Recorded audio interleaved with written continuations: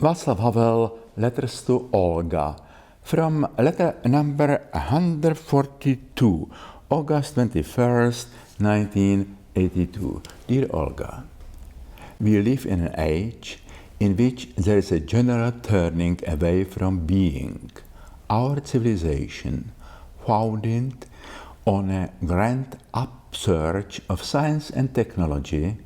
those great intellectual guides on how to conquer the world at the cost of losing touch with being,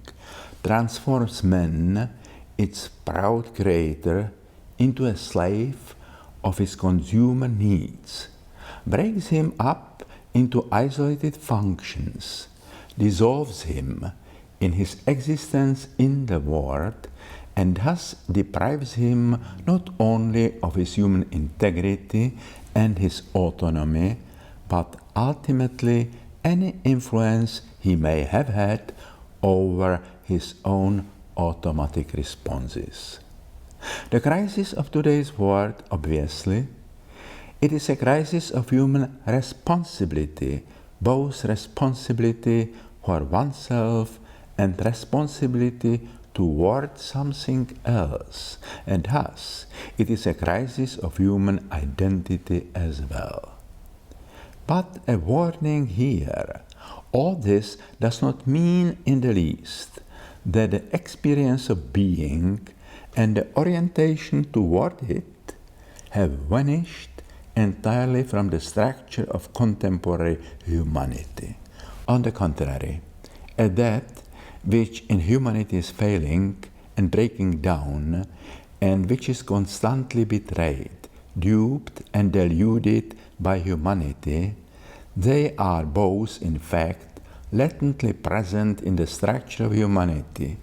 be it only in the form of fissures and faults that must be filled at all costs to preserve appearances, both on the surface and inside. The point is that morality seldom sees itself a purely utilitarian, and even less would it admit publicly to this. It always pretends or tries to persuade itself that its rules go deeper, even in matters less extreme than fanaticism. Would anyone, for example, dare to deny that he had a conscience? There are no two ways about it. The voice of being has not fallen silent. We know it summons us, and as human beings, we cannot pretend not to know what it is calling us to. It is just that these days it is easier to cheat, silence or lie to that voice. Think of the many ways science gives us to do this. The source of this latent regard for being, therefore, is not merely convention, that is, a reified morality of traditions, which from the point of view of our existence in the world, it would be a pointless faux pas to ignore publicly, but rather it lies deeper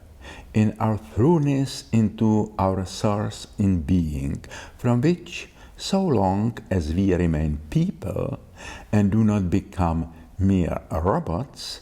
we cannot extricate ourselves, and which, though it might exist merely as memoirs of memoirs, homesickness for homesickness, or longing for longing, exposes us to that voice.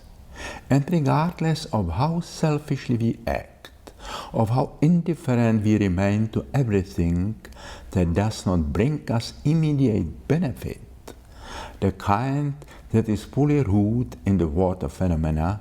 regardless of how exclusively we relate to our utilitarian here and now, we always feel, in some corner of our spirit at least, that we should not act that way, and that therefore we must find a way to defend and justify our actions, and by some mental trick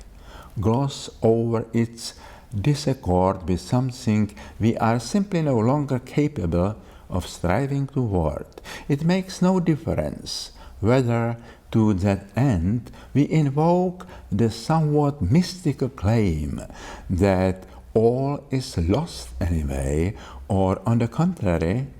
the illusion that our bad behavior serves a good cause.